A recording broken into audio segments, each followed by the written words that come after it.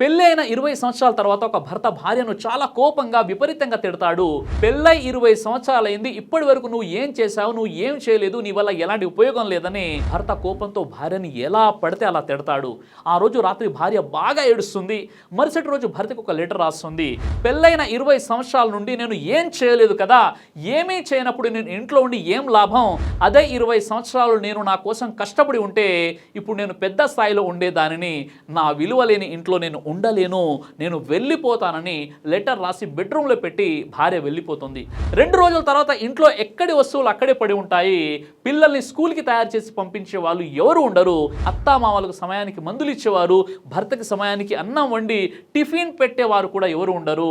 అప్పుడు భర్తకి తన భార్య గుర్తుకు వచ్చి భార్య దగ్గరికి వెళ్తాడు. నన్ను క్షమించు, కోపంలో ఏది పడితే అది అన్నాను, ఇప్పుడు నిన్ను ఒక మాట కూడా అనను, ఇంటికి వెళ్దాం పదా అని అంటాడు. ఇప్పుడు నీ విలువ తెలిసి వచ్చిందని బ్రతిమిలాడి ఇంటికి తీసుకువెళ్తాడు. భార్య 2 రోజులు ఇంట్లో లేనట్లయితే ఇంట్లో పరిస్థితి ఏ విధంగా ఉంటుందో ఒక్కసారి మీరు ఆలోచించుకోండి. కోపంలో భార్యని ఎలా పడితే అలా తిట్టకండి.